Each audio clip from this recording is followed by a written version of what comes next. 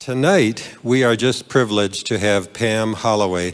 Pam has a degree in nursing with a bachelor's and a master's, and she did the Army's wellness program, or well-being program, I guess better said, for the entire Army. That is a big responsibility. So she drafted that well-being program for them because don't you know that an armed forces can't afford to have its members sick and unready for duty?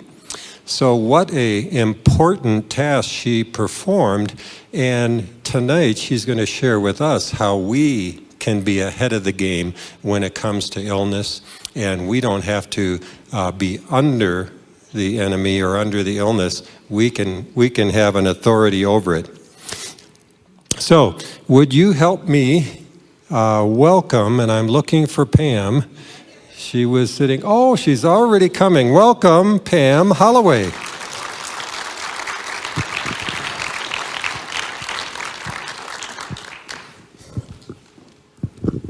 Good evening, everyone. Thank you for coming out, especially given what we see is currently happening right now within the state of Colorado and the fact that we're actually being kind of encouraged to not meet again. Kind of a crazy thing to do, isn't it? Well, after tonight's presentation, I'm hoping that you'll be empowered with the information you need to not only realize when it's okay, when it's not okay, but for it to be okay all the time. So tonight we're going to be talking about viral pandemic facts, strategies, and choices. You have choices. Don't let anyone tell you otherwise. Freedom from fear. So if you take a look at this first slide here, you'll see what looks like, maybe a virus? Which could certainly inspire a lot of people to fear at this point. It's actually not a virus, and you'll learn that as we go through the presentation. So tonight, by the end of the presentation, we're hoping that you understand the difference between pandemic cases versus fatalities, the fact that testing is simple, or maybe not, what is actually going on with lockdowns, masks, and most importantly, if you don't take anything else away, I want you to take away this last point. Prevention and early intervention is safe, it's effective, it's inexpensive, and here's the really crazy part, it's even over the counter. How many of you have been told that? You probably haven't. And the reality of every single portion of this is 2 Timothy 1:7. For, I did not give you a spirit of fear, but of power, of love, and a sound mind. So anytime anything comes your direction, the first thing to do is immediately stop, go back to 2 Timothy 1:7, power, love, sound mind, go straight up to the Lord and say, show me your perspective on this. What do you say about this, Lord? Right now we're in an environment where everything is spinning and it's moving so fast, and it's designed to create confusion. It's designed to create anxiety, depression, fear. That doesn't come from the Lord. Okay? Stop. And anytime you start getting that feeling, that is a warning sign to immediately do exactly the opposite. Go to a position of power, love, sound mind. Slow it down. Reject the lie. So to start with, what is a pandemic or an epidemic? Epidemic is typically restricted to one country. Pandemic is typically across the entire world. Now, the part that's really interesting is the World Health Organization, up until May 4th of 2009, had an interesting definition of a pandemic that then changed. And that change actually has gone more to what the German disease experts are now currently saying. That's a long-lasting international situation involving substantial loss and causing such lasting damage as to jeopardize or destroy the livelihood of large numbers of people. I'd say that's exactly what we're experiencing at the moment. What's interesting is in 2009, epidemiologist McKenzie proposed taking the severity of the disease into account with the definition. That was rejected. What happened? Special interests with strong connections encouraged that a pandemic would be declared as quickly as possible. Start thinking about the things this way. Start looking at things from a little different angle. The question is, who is the special interest, and why would they want a quick call for a pandemic? Now, that is not the focus of the topic of this conversation, but as you watch stuff start coming down through the news cycles and everything else, look behind the scenes. Look behind the curtain. Follow the money. What's the incentive? The print on this is going to be a little small for you to see, but here's the major thing. This is from the World Health Organization, and this is the piece that I want you to see. Overall, the infection fatality rate at 51 locations across the world was 0.23%. Do you realize that's 2 out of 1,000 people? This is from the World Health Organization. Their data is supposed to be the best there is, right? 2 out of 1,000, okay? For those that were under the age of 70, it was 0.05%, or 5 out of 10,000 people. Just out of curiosity, I looked at the CDC influenza, typical season numbers for 2017 going into 2018. At the peak of the flu season, they said that 10% for a period of 4 weeks was the death rate. Do you realize how much higher that is than this, what we're looking at right here? And yet we're shut down economically. Something's not passing the common sense test. These slides here, next couple of slides I'm going to go through, are put together by Ivor Cummins, who is a brilliant statistician. And he actually did a look at Ireland and UK by the numbers. And so I'll give you an idea of what you're looking at here. And if you want to learn more about Ivor's work, this came from a presentation that was featured by Pandemic Town Hall. That is pandemictownhall.com. Encourage you to go there. This is just one of 3 fantastic presentations. They're doing a great job on getting the truth out, and I'm very, very blessed to be able to learn from those great people and be a part of that group. The increased testing, there's a lot of PCR false positives. So on the top there, what you're looking at is cases. At the bottom, what you're looking at is the actual deaths. And you can see there that cases went pretty high, deaths hit their curve, and we call that a Gompertz curve, and that's a typical Gompertz curve. And then you'll see that things really minimize throughout the summer, okay? And then at the end of the summer, you'll see that cases are starting to rise again. But where are the deaths? Do you see a death rate there? And this is all strictly statistically speaking based upon the numbers that are being reported. This is not an opinion. This is just data. You look at the UK, see a similar pattern. Okay, well, that's across the ocean. Maybe the United States is super different. Okay, this is Spain. And there's a reason why he used Spain here, and that is the fact that you'll see that, again, cases are rising really high. You'll see that they actually are getting a little bit of a climb in their death rate, and it's a result of their climate. This would be normal for that climate. So with that, here's the real key to the United States. The United States, we're a little dyslexic. In the northern part of the United States, we act like UK and Ireland. In the southern part of the United States, i.e. California, Texas, Arizona, Florida, we actually look a little bit more similar to Spain and a lot more like Mexico. So what you're looking at there is you'll see that we actually get a little bit of a gentle wave action going instead of that sharp change. And that's because of the fact that the season where we will see those flus and things like that is actually air conditioning season in Florida, Texas, and Arizona. But you'll notice that we've had a little bit of a climb in our death rate, but you'll also see that we've definitely just got a lot of cases going on. Now let's take it right here to home in Colorado, because we all really want to know what's happening right here. Why are we shutting down in Colorado? Well, the question is when you look here at the bottom one, you'll see that those are the bottom one there is our death rate, okay? The top one there is our cases. And you'll see that it didn't look like we had a lot of cases in the beginning, but we've got a lot of cases right now. This is concerning. We need to shut down, right? How much are we testing? We're testing a lot. So if you don't want to see so many cases, don't test so much. The reality of the situation is, the truth is you can only go by the death rate as to what the actual virility and threat this virus actually is. And when we look at the death rate, we see some really interesting things.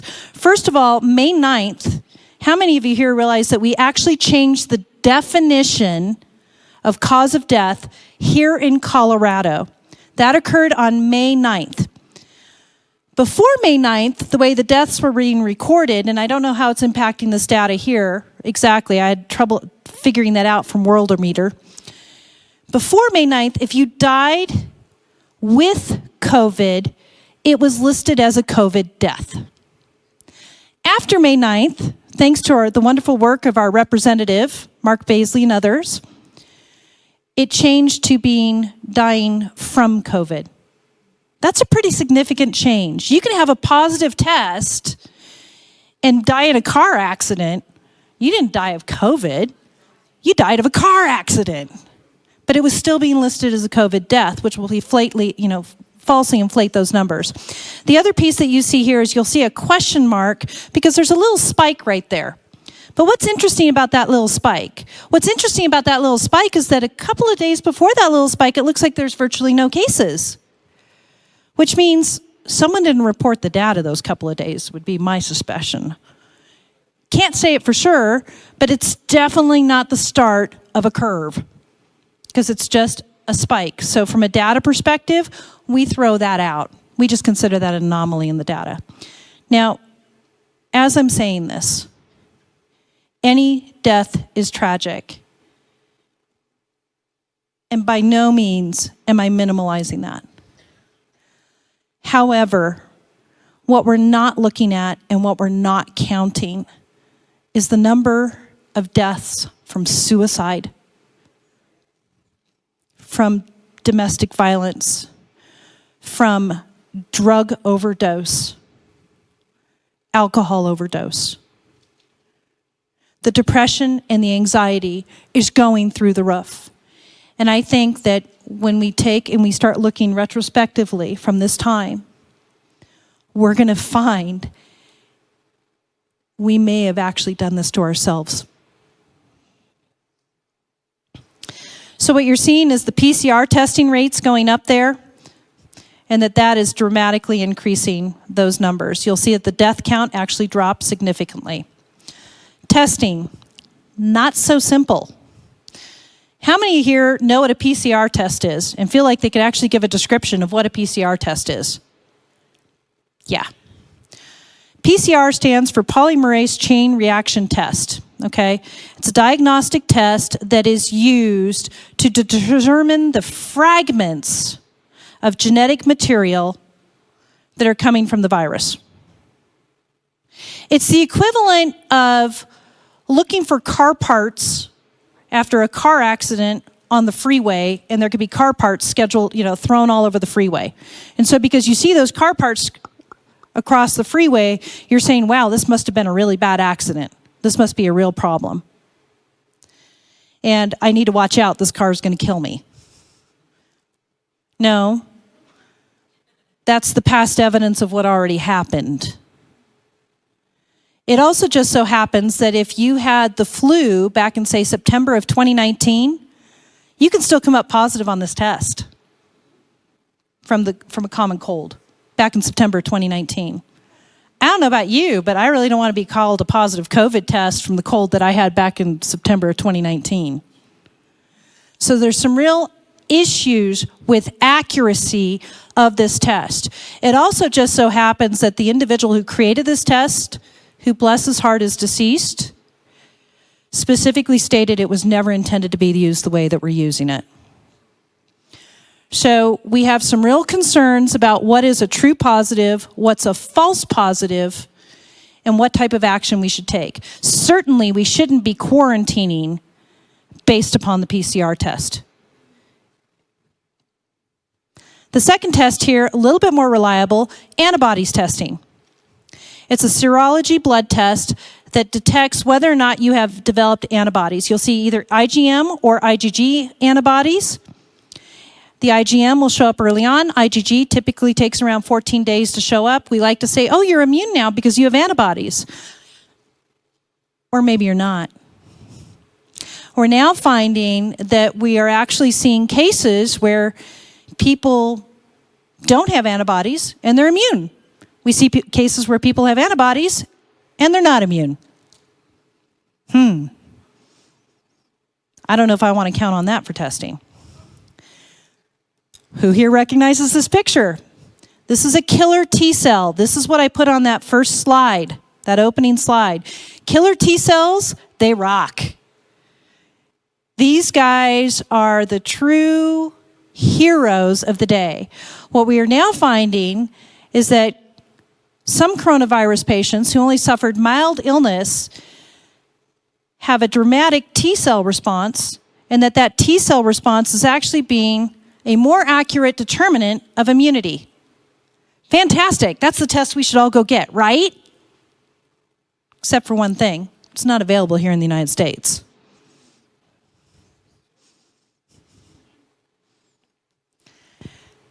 So with all that, let's take a step back and look at lessons from history. This is from the swine flu of 2009, and it's an article that was done in Spiegel. And again, my compliments to Ivor Cummins for the fact that he presented this. And this article is fascinating. I'd encourage you to go out and look for it. The really neat part is each time you'll see that the internet search term is up there, so you can go search it for yourself. You don't have to worry about trying to copy down a URL link. What they found is that in the swine flu of 2009, that there was a massive vaccination campaign rolled out, and that it was anticipated to be a really deadly pandemic, and it actually turned out to be a fairly harmless strain of the flu. So why did the world overreact in that particular situation? Well, it's real easy to look at those things retrospectively. I think we're far enough into this one now that we may be able to take that same look and look at what happened from the 2009 scenario and make some better decisions. So let's look at some scenarios now with lockdowns or lack of lockdowns across the world. Most of you have heard of the Sweden situation. What you're seeing here is, and I'm sorry that it's kind of small, all these slides, by the way, will be on my website so that you can go in. It's going to be a free digital download. So just go ahead and go through the process. It doesn't cost anything. And just click on the digital download and you'll be able to get those slides. The orange curve that you're seeing there is the death anticipation level that we had based upon what the epidemiologists were predicting if we did nothing. The grayish curve that you see there is what we anticipated we were going to see if we took some moderate lockdowns. Anyone want to guess what that blue line is? Yeah, that's what Sweden was in reality, with no lockdowns. The estimation was 15 times higher. 15 times higher than what the actuality was. If anyone wants to learn more about lockdowns, and this is, I think, particularly critical for our elected officials who are in a very difficult position trying to figure out and discern the way ahead. There's numerous studies here that our elected officials can go look at. There's tinyurl.com/lockdown studies. Ivor Cummins has done some fantastic work and laid it all out according to the data. So please, please, please share this information with your elected officials, because they are really in a rough spot. If you don't know, it's really hard to take those next steps, especially when everyone's like, someone's going to die because of you. None of us want to be on that end of a decision, do we? April 30th of 2020, World Health Organization praises Sweden as a model for other nations to follow. April 30th. It's October. Why are we locked down? You can look this up for yourself, but the World Health Organization official, Dr. Ryan, the Emergencies Program Executive Director, praised Sweden as a model for many other nations to follow. And you can go look up this article. It is available on the internet. I accessed it just yesterday. Well, maybe that was then. Things have changed. October 10th. World Health Organization urges world leaders to stop lockdowns. Do not use it as your primary virus control method. Okay? Dr. David Nabarro appealed to the world leaders, telling them to stop using lockdowns as your primary control method. The part that's really interesting is he said that the only thing that the lockdowns are achieving is poverty. We are possibly looking at one of the largest wealth transfers in at least the history of this country. And it's going on right now.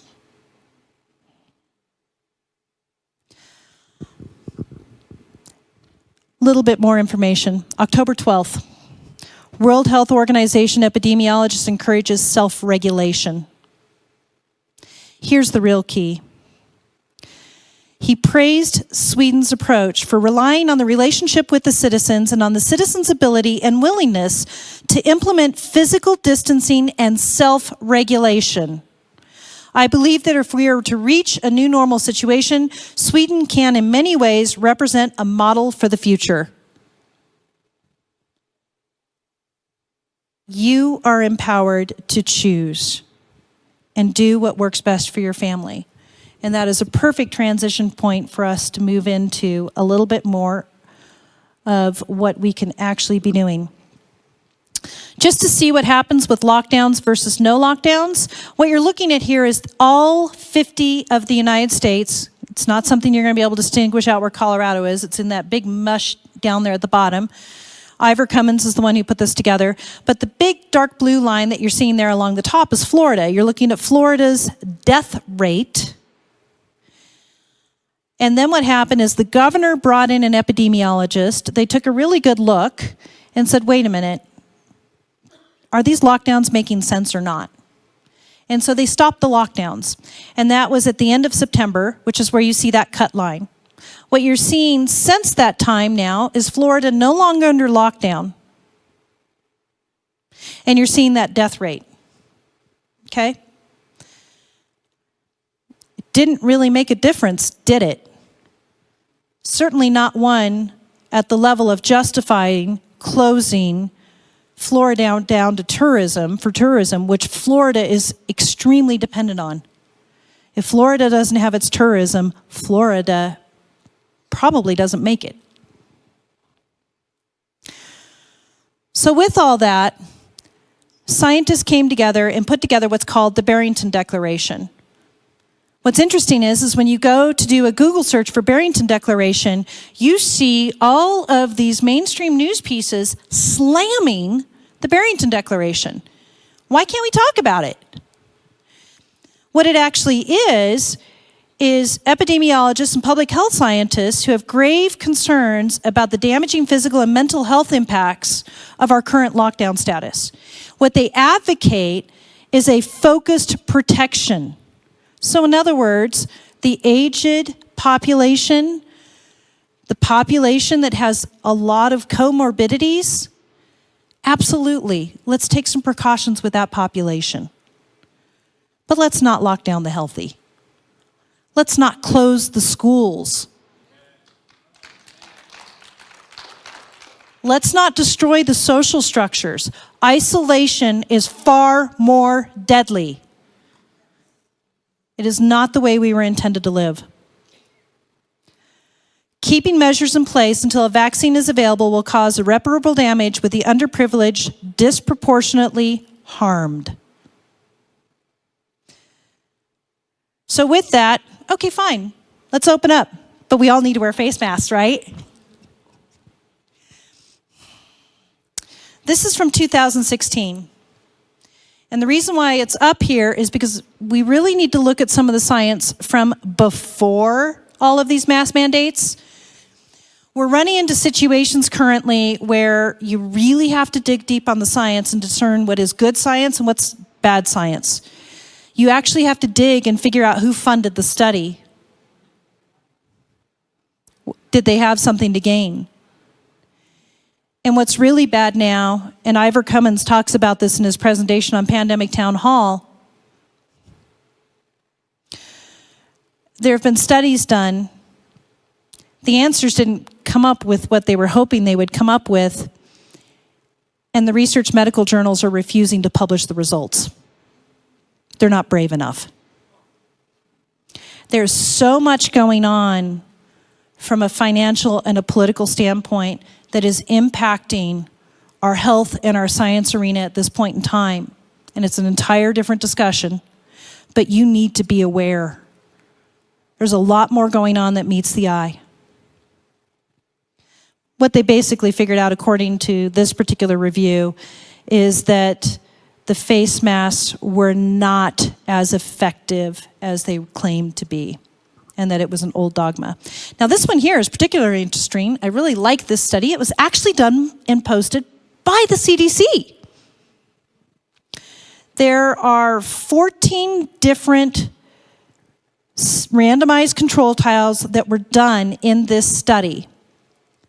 And what they found was that although mechanistic studies support the potential effect of hand hygiene or face masks, evidence from 14 randomized controlled studies of these measures did not support a substantial effect on transmission of laboratory-confirmed influenza. Let me break that down into common speak. Masks didn't stop transmission of the flu virus. Coronavirus is about the same size as an influenza virus. How much good is your mask doing you?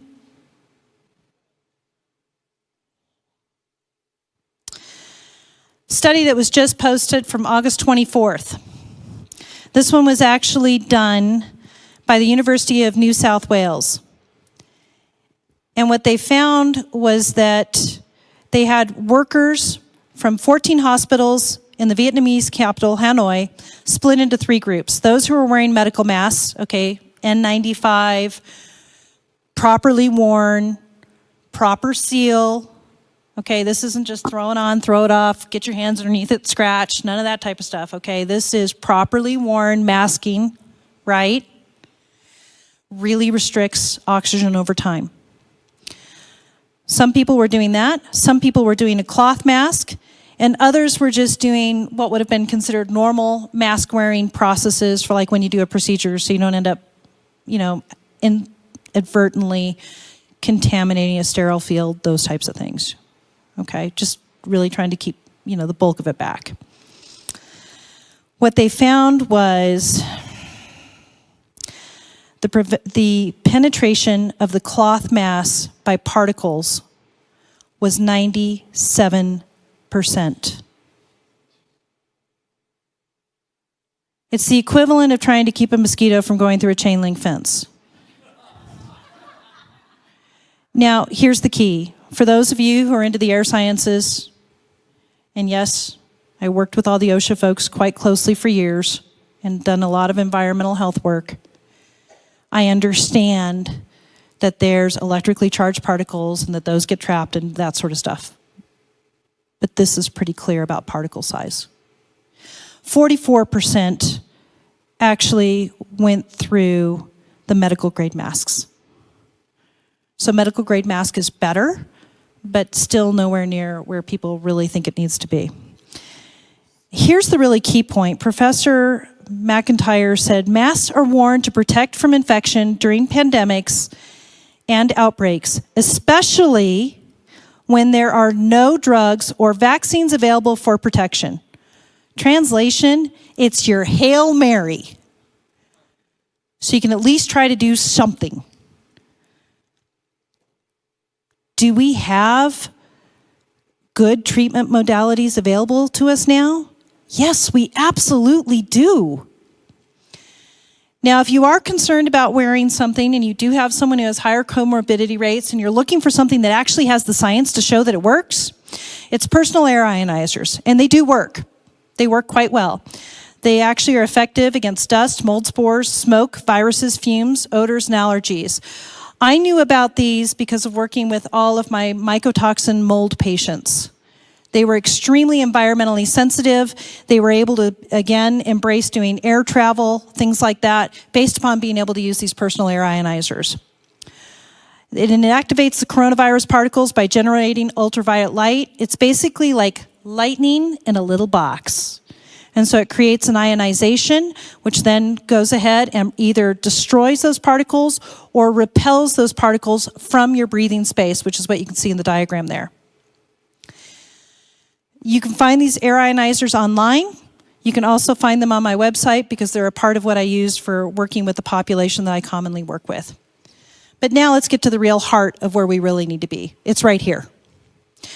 We really need to focus on what are the 3 causes of disease and how can we fix those.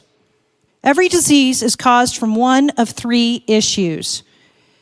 It is either nutrient deficiency, toxin overload, or stress. How much stress has this coronavirus created? Stress is the #1 thing that will open you up for disease faster than anything. Hold every thought captive. Take the time to slow down, to enjoy the beauty of things around you. Love on your family, your friends. Don't isolate. And definitely do not isolate those older people. They need you. I had a friend tell me that he hadn't gone and seen his mother because he didn't want to give her coronavirus. I said, oh, you just want to put her in the grave from loneliness. Don't isolate. Love on those that you can. It is the most critical thing going forward from this point, and it is our Great Commission. Nutritionally, there's 2 major things that are going on. We're seeing significant issues with food choices, standard American diet. We're also seeing that as a result of our agriculture practices that we're down to like 2% of the mineral content that used to be in our food supply. That's pretty severe. We're seeing the use of agrochemicals like Roundup, otherwise known as glyphosate. It is destroying the gut microbiome, which is the largest extinction going on right now. Without a healthy microbiome, you cannot have a healthy immune system, period. It is critically important to really start looking at your food sourcing. That doesn't mean buy everything organic, but it does mean taking the time to dig in and start looking at food sourcing a little bit more carefully. Toxin overload, the air you breathe, the water you drink, your food choices, your lifestyle. And here's one that is really being rapidly shut down every time it comes up, electrosmog. Electromagnetic frequencies, EMFs. Some of you have heard this as 5G. The science is there. It's incontrovertible. There are issues with EMFs. There's an entire panel of scientists working on it. There's a lot more research needed. But suffice it to say, treat your Wi-Fi and treat your cell phone with more respect. Unplug your Wi-Fi at night. You're not using it when you're sleeping. Give your body a little bit of a break. Don't put your cell phone in your bedroom on your nightstand. If you need to set an alarm, put it in another room. Get a little, old-fashioned alarm clock. Put that on the nightstand. Give your body a break from the constant electromagnetic assault. First, eat real food. This goes back to your gut microbiome. Bacteria are absolutely critical for your health. One of the best things you can do is avoid sugar. It will absolutely create inflammation in the body. So for those of you who are older, you'll see your arthritis gets worse. All of that when you eat sugar. Start cutting that sugar out of your diet, you'll find that you start doing better. Avoid the fake or processed refined foods. Stay away from the trans fats. Vegetable oil, not good. Canola oil, don't touch it with a 10-foot pole. Worst thing you can do. You want to make sure that you're using real fats. And then alcohol, because it, again, ends up being a high sugar. And am I saying don't ever enjoy a good glass of red wine? No, I'm not saying that at all. But absolutely take it down to some pretty good moderation, okay? Do eat the healthy fats, avocado, coconut, real butter. Do not do margarine. Not healthy for your body. Produce grown in nutrient-dense soil, pasture-raised and finished meats. The omega profile is critical. You always hear red meat's bad for you. Well, yeah, if you feed it a ton of grain, because it takes the omega-6s way high. If that is grass-finished, grass-fed, grass-finished beef, it actually has an extremely healthy omega profile to it, because the omega-3s are up where they need to be. So those are the types of meats we want to be looking for. Wild game and seafood. We've all been taught to go for sustainable. I love the idea of sustainable. The issue is when you look at all the antibiotics that are being used in the sustainable seafood, and salmon is one of the most polluted foods there is now, unless you're getting wild salmon. So there are some issues there, and you really do have to dive deep and do some research to get the good information. You'll find that a lot of that type of information is on Healthy Biomes in the membership area. Cultured fermented foods. If there's one thing you start today, I hope it's this. Especially if you do your own ferments at home. This doesn't mean go get the sauerkraut off of the store shelf. This means get the sauerkraut from the refrigerator section. If it's on the store shelf, it's dead. If it's in the refrigerator, it's alive. It does have a very limited shelf life. That's intentional. It's bacteria. They're alive, and they do us good. Lots of spices. Garlic, onions, spices. The more, the better. Work up slowly. Some people actually get a detox reaction when they first start using spices and haven't been using them for a while. Healthy water. Water in plastic bottles, don't do it. There's a lot of phthalates in there. There are xenoestrogens, and they actually cause real issues with hormones. We need to get away from all the microplastics. City tap water, not healthy. Chlorine, not good for your body. It actually blocks uptake of other essential minerals that our body needs. What do you want to do? Spring water in glass bottles. Well water, check the bacterial, the mineral content, things like that. Filtered tap water, purchase the best filtration system that you can with what you have financially. Be careful of the under-counter RO, reverse osmosis water systems. We've had some real issues with mold development in some of those, and I've had some pretty sensitive environmental health patients who didn't realize that they were actually making themselves sick off of their RO water system tank. Structured water. This is one of the most critical lessons that I think we'll be learning as we go forward. And especially when we go back to Scripture and look at water from the Lord's standpoint, I start shaking my head and laughing. Pollock actually has done a beautiful book called The Fourth Phase of Water, Beyond Solid, Liquid, and Vapor. And he actually shows a whole new way of looking at medicine, as well as looking at what happens with the water in our bodies. You have to realize 70% of our body is water, and 99.9% are made up of, all cells are made up of water.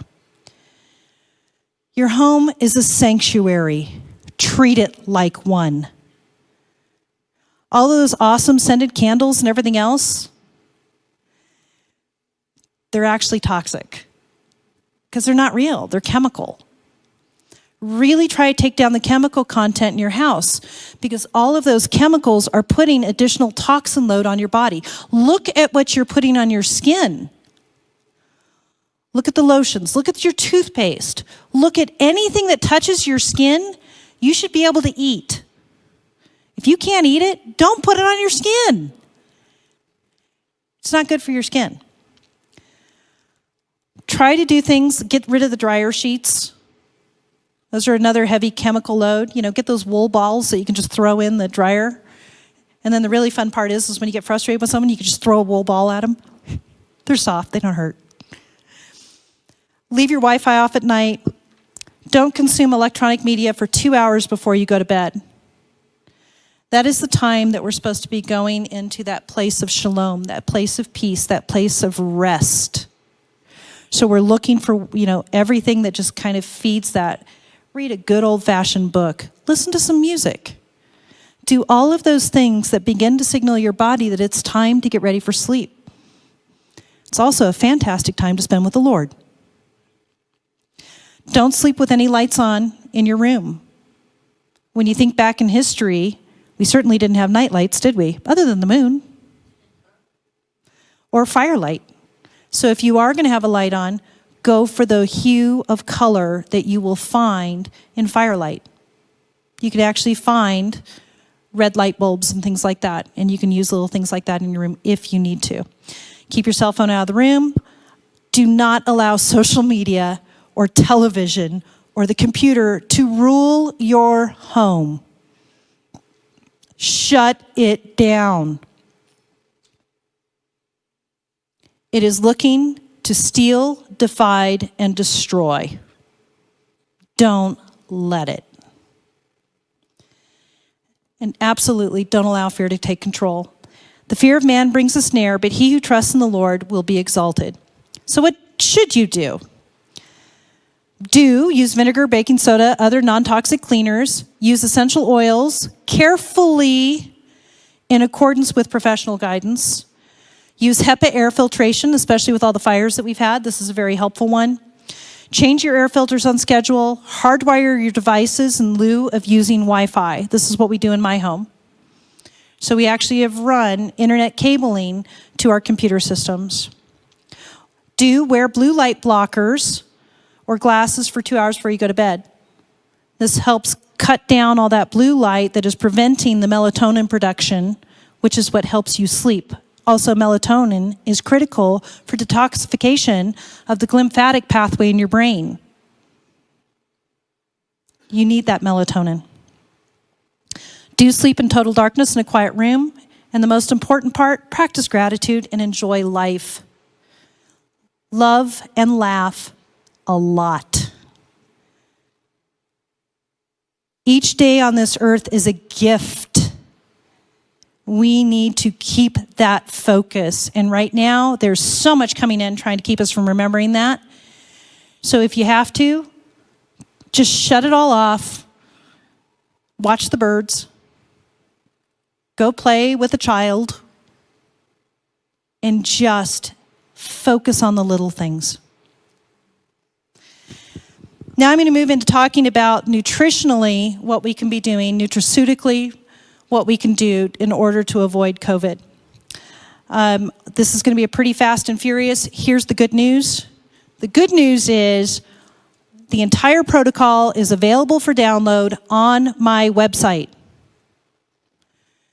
Not only is the protocol there, but all the research behind it. 70 peer-reviewed medical journal articles. First of all, huge shout out to the co-authors that are on this. I couldn't have done it without them. These are some brilliant physicians with a lot of experience who have just got amazing hearts to serve. Dr. Aaron Keneally runs a practice in California, It's an integrative medicine practice that sees mostly cancer patients with other chronic illness diseases, autoimmune diseases. That is totally Erin's specialty. If you go on to the Pandemic Town Hall, you will find Erin speaks in the first 2 presentations on specifically this protocol and her experiences with it. This is the story of what's happened with her patients in her clinic. 800 to 1,000 patients a week go through that clinic.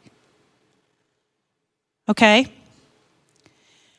Some of the sickest of the sick. Each patient, from the point that they first call her clinic, most of the time they're calling because they got a cancer diagnosis. So they'll call her clinic. At the point that they call that clinic, her staff jumps into action and starts this protocol on those patients. It takes time to get in to see Erin and all the docs who are in her practice because they're extremely popular.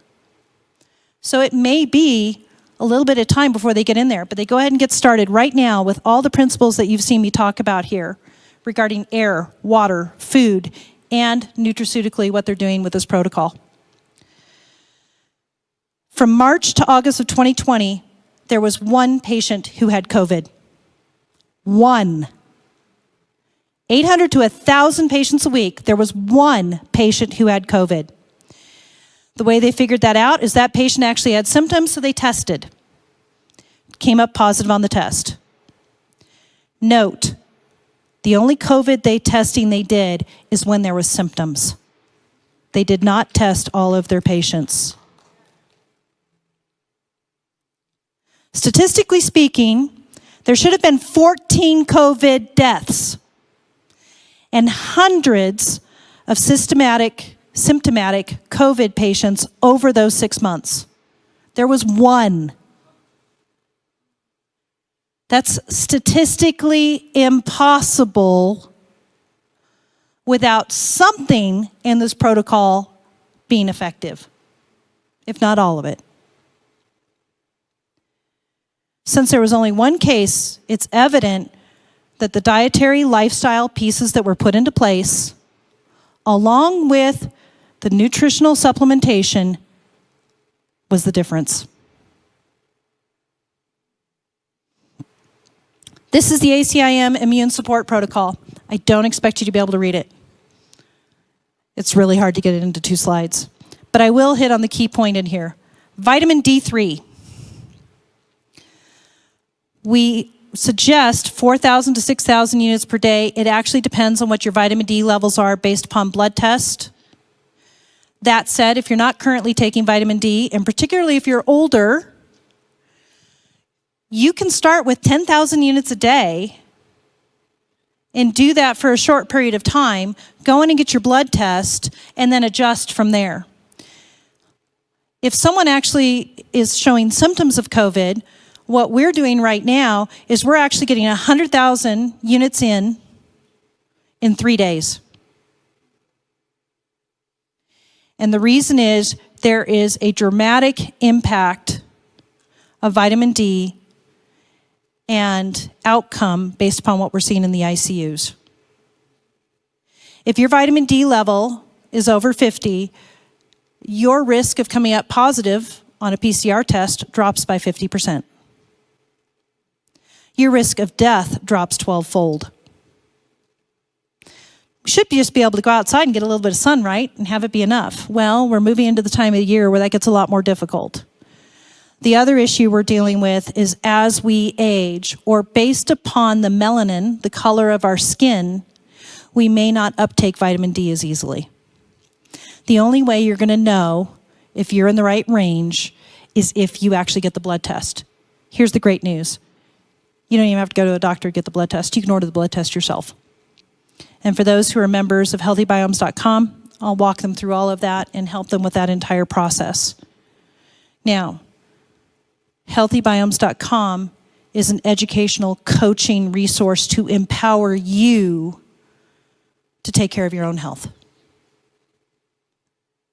Don't claim to be a primary care manager in a clinic or anything like that. I'm just providing education and resources. The other piece that's in here that's really critical is zinc combined with quercetin is the secret sauce that works for prevention and rapid elimination of COVID in early stages.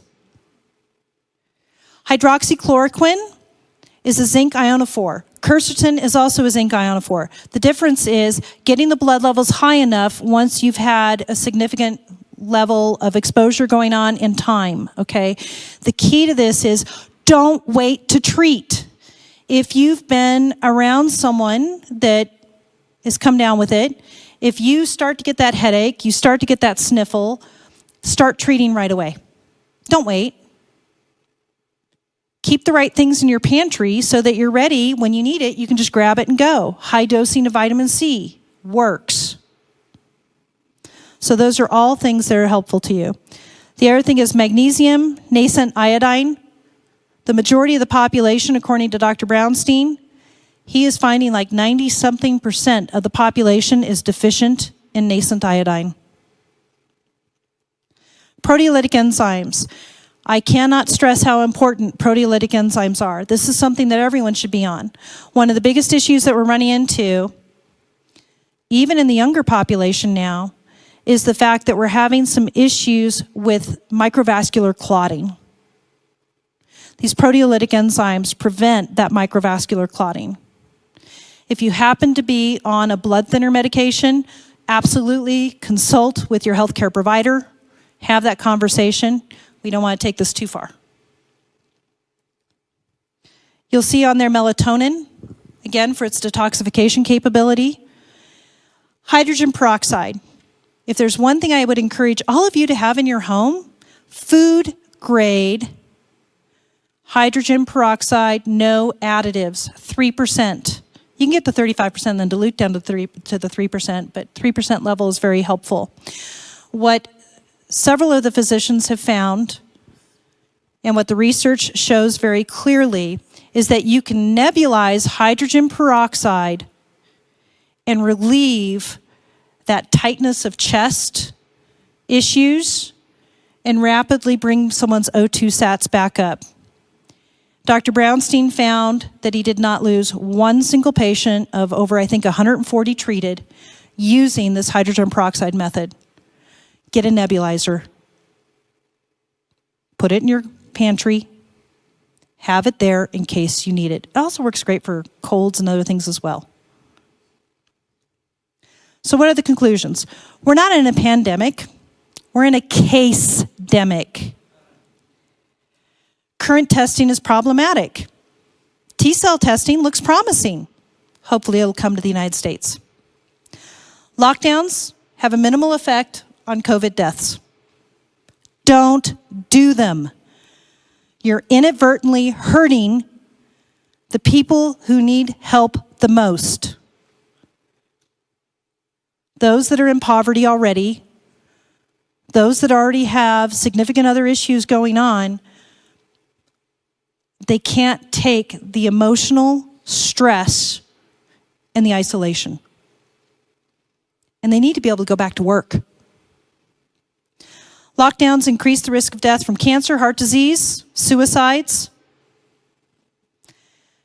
Definitely destroy the economy, as well as the mental illness rate. Masks do not significantly reduce respiratory viral infections, except possibly in nursing homes and hospitals if the correct masks and protocols are used. Personal air ionizers do work to destroy and repel viruses. Most importantly, like in the military when we used to take the old test, proactive measures to detoxify the body reduce risk. This is huge. Detoxification needs to become a way of life for all of us. And prevention and early intervention is highly, highly effective. This is the website, healthybiomes.com. 3 simple steps to download that protocol I just told you about. Step 1, go ahead and click on the little pop-up there that says, "Don't stress, be panda-proofed." Just hit download. It'll take you to the next step, which you can just add it to cart. It's free. It does not take your credit card or anything like that. I just have to have a way to get you to where you can actually get to the download. And then for those who would like, and this is purely optional, there is the ability that if you join Healthy Biomes as a membership, and it has to be as a membership in order to be a private membership organization, that's because of all the situations that's going on right now with healthcare and the medical community. You have to keep it as a private membership organization or you can get severely targeted. Dr. David Brownstein posted his successful cases out on the internet. He got contacted by the FTC and was issued a cease and desist. He was not allowed to share those successful cases, even though it was the patients themselves describing what worked for their cases. There are senators who are physicians who've been called in before the medical board for sharing their success cases. There's a lot more going on than meets the eye. Do not get upset with your healthcare practitioners. They're really stuck between a rock and a hard spot right now. They need your love, they need your support, and your understanding. They're getting a whole lot of information from one side. They're all underneath medical licenses, and they're all getting a lot of pressure based upon those medical licenses. You take that plus the litigious nature that we live in the United States, they really have to protect themselves. So with that, what I can only do from a membership standpoint, because I have to protect myself and protect those who are a part of the private membership, is if people join the private membership, they get access to be able to get those high-grade supplements as they choose from a couple of different sources that are out there that are fantastic sources, and they get a discount on that. But again, that's purely optional. That is not mandatory by any means. What is mandatory is download that free protocol. And the only reason why I've done the supplement part is pharmaceutical has done a pretty good job on the supplement industry at this point. And there's a lot of additives and garbage going on. And it's, you know, everyone, you can't exactly say a car is a car is a car, right? Based upon the age of the car, the make of the car, the model of the car, you will see a difference in the effectiveness.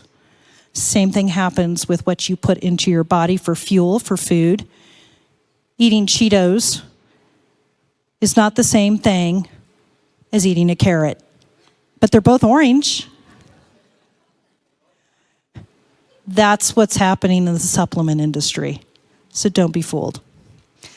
And with that, we're ready to take some questions.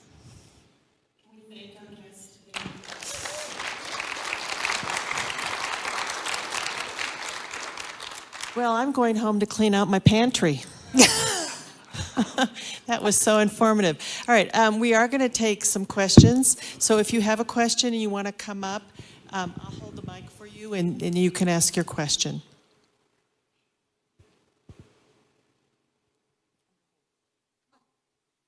Seems like detoxing your body is a big thing.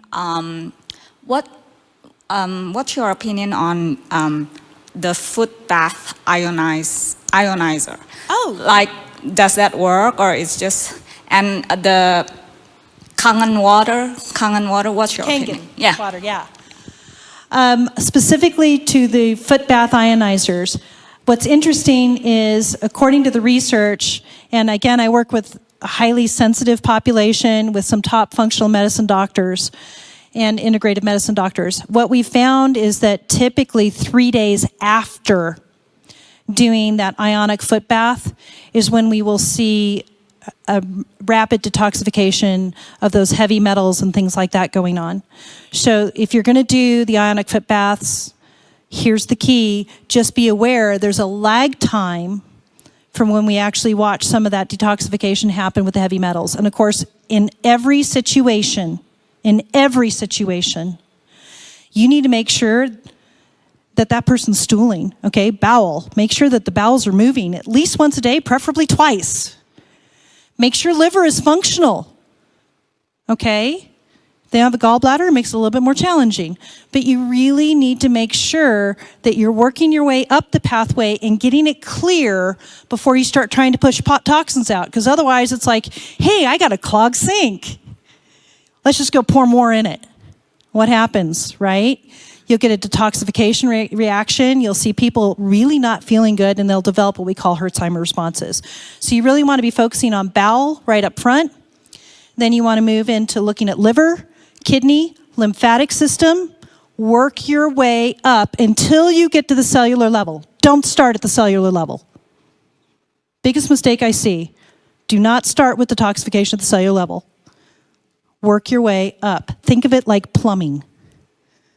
Okay, think of it like plumbing, and it'll really help you out as far as you look at. And that's a lot of the work that I actually do now for my profession. Regarding Kangen water and things like that, I'm going to recommend that you read Fourth Phase Water. It turns the entire science of water on its head. Fantastic book. The most important thing we can do with water is structure it. Okay, we do need to get it clean first. We got to get all of those pathogens out of there. And then we actually need to structure it. And there's a whole other area that's not appropriate to go into here at this point in time, but it turns out that water has a memory. And there's some fantastic studies on that. So one of the things that I would encourage you to do, holding every thought captive, practice gratitude and thankfulness even towards your water. Prayer changes things at a level that is mind-blowing.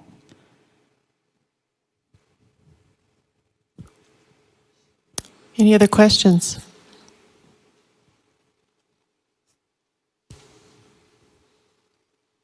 Do you feel any encouragement at all for the future and what might turn this situation around that we're facing, and medically all of the doctors are facing? And I don't really know how to word it beyond that. So I just so appreciate your question.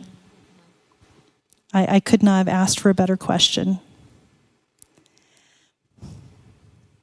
When all this first went down, my poor family, I was just like burying myself in research and really just getting extremely frustrated, and was spending 12, 14 hours a day just diving deep.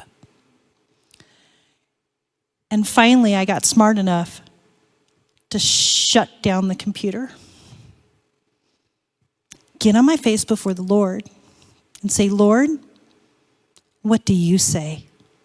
What's going on right now? You show me from your perspective, please, Lord. What's going on? I got a picture of him roaring with laughter. Roaring with laughter.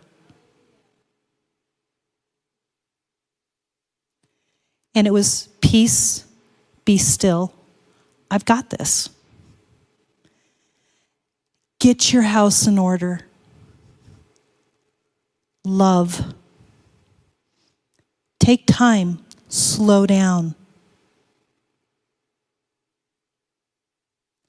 Make joy a part of your every day. There's nothing more important than the relationships that I put in front of you. Focus on those. I have incredible hope for the future. And I am actually, there's a scene from a movie called War Room. That little elderly woman who's in the movie War Room, the equivalent of her, looks a lot like her actually, is in my life. She's one of my mentors. She's 93 years old. And boy, she will outwalk you. In that scene in War Room, there's a scene, and many of you might have seen the little gif from it. Devil, you just got your butt kicked. That's what's going on right now. Hang in there. Coming out the other side of this is going to be absolutely amazing. There's some challenges coming, but hang on to the fact that the Lord is in charge. And just as Paul said, I count it all joy.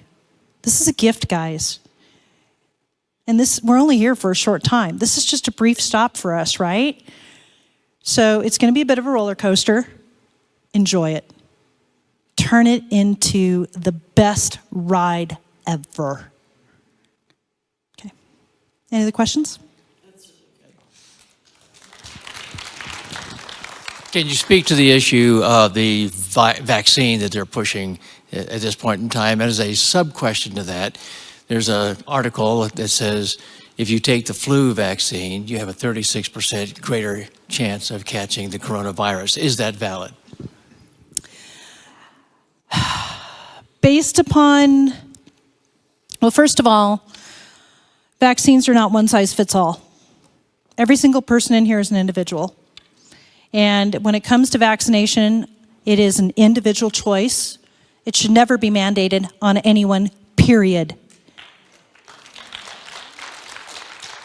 You don't know my medical history. You don't know what environmental health things I may still be dealing with. You don't know the status of my immune system. Don't come in and try to take control over that. Okay, that's the first thing. The second thing is, I'm not anti-vaccine. I am pro-safe vaccines. The problem I'm running into right now is I can't find a single safe one. The work done by Robert F. Kennedy, children'shealthdefense.org. Go, join it, become a member. Robert is doing phenomenal work at getting the truth out there. There's another series that was just done called The Truth About Vaccines, done by Ty and Charlene Bollinger. They also have done some fantastic work in this area. Get out there and educate yourself. There is a higher risk with flu vaccine having you be more at risk for coronavirus. That has been correlated. I've seen it through multiple studies. The other thing is when we talk about the entire vaccine issue, that's the equivalent of a sniper who's looking for one thing only and is going to shoot that one thing only. One of the issues that we're dealing with on the vaccine issue right now is the fact that we don't know if, how long immunity is going to last, number one. And not only that, I've got a sniper who's just looking for one thing only. And in the process of looking for that one thing only, because of all the adjuncts that are in the vaccine, I might actually be damaging my immune system. Personally, I want that iron dome. I want that shield of protection. Where does that start? It starts right here. It starts with my relationship with the Lord and no longer being Wi-Fi'd to the Lord, by the way. We're entering a time where we have to be fiber optic cabled to the Lord, right? Moment by moment. Seeking his viewpoint on things as we move through. So that's number one. Hold every thought captive. Number two, practice all those things that we just talked about. Get your nutrient density up. Be discerning about where your food sources come from. Practice good stewardship. It's a part of why we're here. And then do that detoxification work. Detoxification needs to be a lifestyle. And I don't advocate severe detoxification, by the way. Slow and gentle, day by day. I see too many people who go out there and go, I'm going to do this liver cleanse. I've been eating McDonald's for the last 20 years, but I'm going to go do this liver cleanse. Don't do that. It's dangerous. Work slowly, gently. Do your research. Work with trusted practitioners. There are some just phenomenal people out there doing this type of work now. And discern. And before you do anything, ask the Lord's viewpoint on it. Take your guidance from him.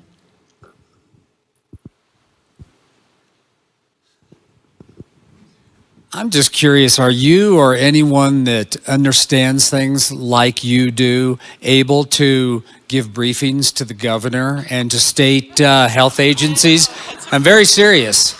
So, I would love to give the governor a briefing. I'm not sure how well he'd take it. I do have an appreciation for the fact that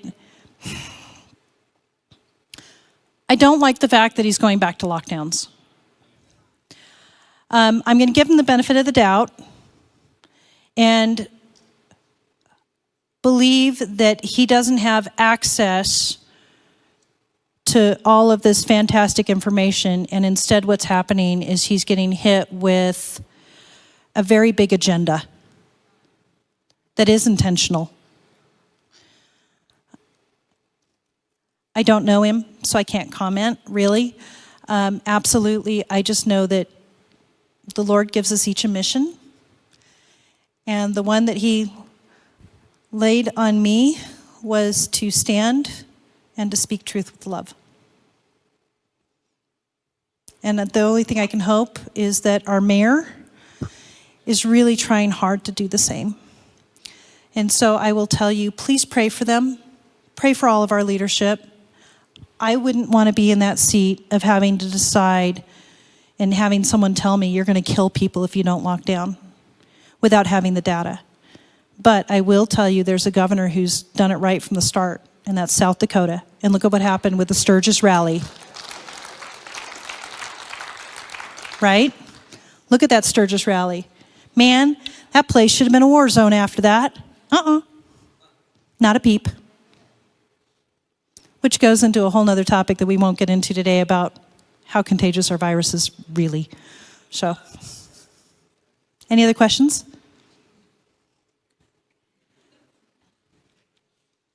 I just want to piggyback for a second on the vaccine and the flu shot.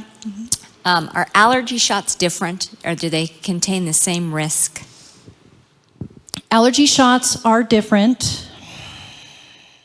The tough part when we start getting into allergy shots and that whole area, and boy, I could do an entire 2-hour presentation on that alone, is there's two very different viewpoints on how we look at the immune system.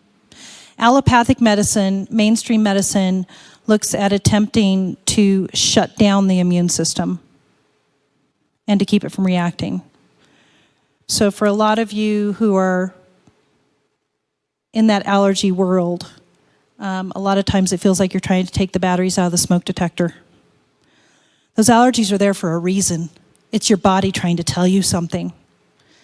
I like to go a lot deeper, figure out what is the root cause of what's going on there. And inevitably, it always ends up being a situation of the body starting to have issues with recognition of self.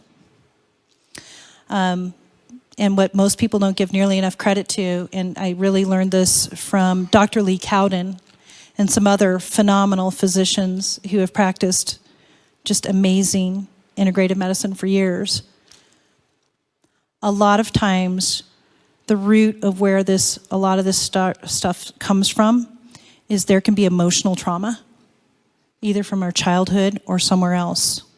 And this goes back into doing that work with the Lord, spiritually getting right with Him, emotionally working through those things, and then start that detoxification process, all of that. Now, where do you start in that cycle? Well, practitioners like myself start where the Lord tells us to. One of the best things I can do is teach people how to hear that still small voice so that they learn how to walk this through on their own. Far be it from me to ever tell you what's the exact right way to walk your journey. My job is only to come alongside and to support you as you walk through that. So there's some discernment there. A lot of times we'll start with someone physically. If we have to use something to mitigate those allergies for a while, absolutely we do that, okay? We don't leave you in a position of suffering, but we also, as quickly as possible, when we get to some stability, start diving into those other areas on the spiritual, the emotional. Start working that detoxification, starting again with that bowel track, and then working our way up through. Good question.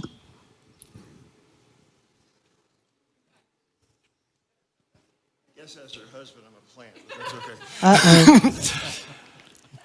During the debates for the presidential election this time, we heard a lot about management and mismanagement of the COVID virus.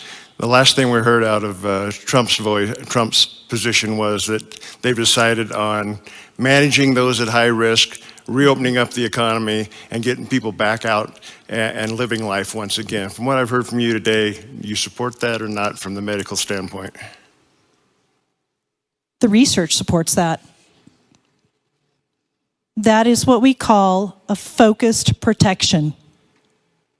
So that is what we're hearing out of President Trump at this time, is that he is advocating that we go to focused protection. Absolutely. Data supports that. Sweden supports that. Right? South Dakota supports that. Florida supports that. How much more information do we need, people? Okay? The other thing I'll say is this. We've got a little bit of conflict of interest going on right now, even in the hospital world. And I don't blame the hospital administrators for this.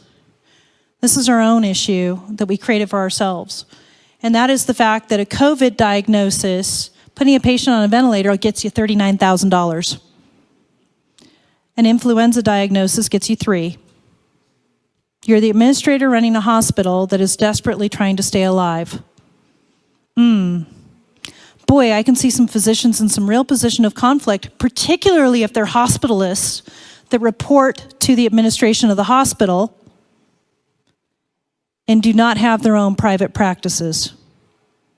Those doctors are between a rock and a hard spot. I wouldn't want to be them. So when you see a lot of physicians choosing to no longer take insurance, choosing to retire, maybe you get a little hint of the reason why. They're trapped. Pray for them. I've heard a lot during this time that glutathione is great, liposomal vitamins like C or getting glutathione that way is great. So I just was wondering what your thoughts were on that. And also, besides, I know you mentioned fermented foods like kefir, sauerkraut, those kinds of things. What about probiotics, things like that, what else do you recommend for gut health? Absolutely. Like excellent question. I would love to say it's a one-size-fits-all, particularly when it comes to dealing with SIBO, small intestinal bacterial overgrowth, and all of the other different complexities that go into gut health. I'm going to answer this from a very general level. Love foods that are probiotics. I'm a bigger fan of that than going down and popping your pill. First of all, you think there's like 100 different brands and species of probiotics out there. No, the reality is they're just all recoded with different labels on them. It's kind of like General Mills. They just change the colors. Okay? Probiotics from a food source, absolutely number one, best. There is a caveat to that. When you have a patient who's dealing with mycotoxins, mold, you will find that they cannot do fermented foods for a period of time. Here's the good news. They can heal to the point of where they can do them again.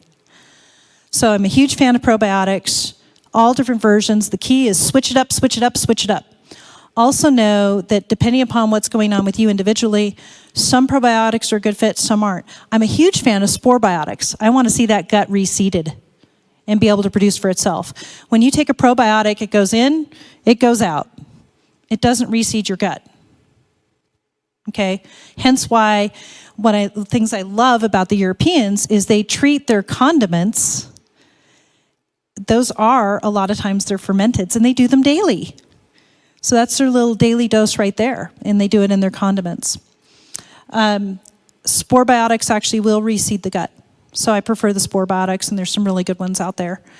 The biggest thing is, though, is to actually again, get with those practitioners that know what they're doing. If you do have a sensitive environmental health sensitivity, if you have an autoimmune disease, be careful in those situations and get some help to walk through that path and tie into some good sources. Next question.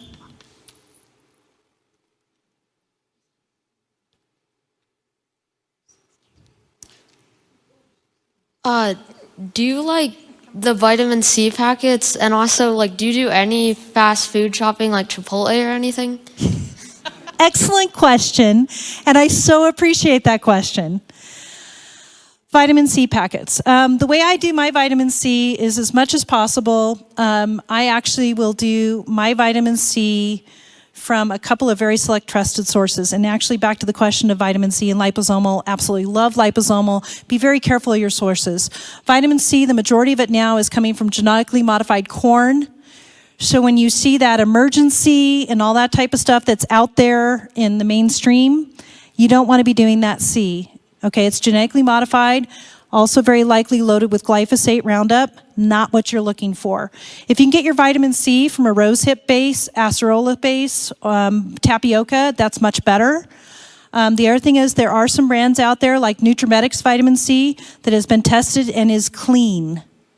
Okay, so Clean C can be difficult to find. It is out there.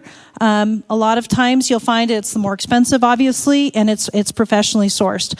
As to your question as to fast food, every once in a while, I will do a Chipotle salad. Every once in a while. The key is all things in moderation, right? I don't do McDonald's at all. Don't do any of that type of stuff at all. But the key is you can do fast food in a healthy way and do it in moderation. I have a question. Is apple cider vinegar supposed to be helpful for your gut? Apple cider vinegar is wonderful, again, depending upon the individual. When I'm dealing with individuals who have had mold exposure, mycotoxin issues, they can't do the apple cider vinegar. But for other people, absolutely, apple cider vinegar can be absolutely wonderful. Any other questions?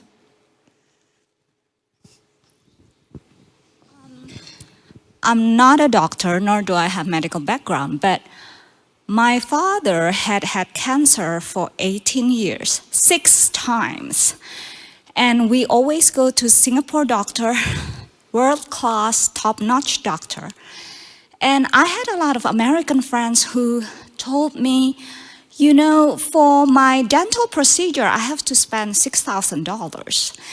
And for my broken leg fractured procedure, I have to spend several hundred thousands of dollars. Mm-hmm. So my question is, coming from 18 years, helping my dad, facing world-class technology, world-class doctor, my dad's, operation doesn't even come close to that astronomical figures. So, why? What can the American people do? Talk to their Senate, change the policies, because this is astronomical monopoly. We actually do not enjoy nearly the level of health that we should. And it's because it goes back to something called 1986, the Act, when pharmaceutical companies were allowed to start advertising. And America has changed hugely as a result of that. The moment it became economically profitable for pharmaceutical companies to advertise straight to you, we lost our media. And you are now getting bombarded with pharmaceuticals. In the interest of pharmaceutical, their goal is to make money. The best way to do that is to keep you chronically sick and on their products. Good health doesn't have to be expensive. It does take some effort. Invest your money in your nutrition, your detoxification, and holding every thought captive. And you will avoid a lot of those costs. There's a system that is quietly brewing right now amongst functional medicine doctors, integrative medicine doctors, and things like that. I think there's about to be a huge revolution in medicine, and I'm looking forward to it. Mind you, my husband is a perfect example of this. He was told that he had to have both knees replaced. He was told he had to have his gallbladder out. He didn't have any of those surgeries. He's doing great. I was told he had to have emergency gallbladder surgery. I said, do you trust me? Give me 3 days. That was 12 years ago. Still got his gallbladder, no problems. Praise God is right. He gets the credit, not me. Amen. Can we say thank you again to our guest? Thank you so much. That was excellent.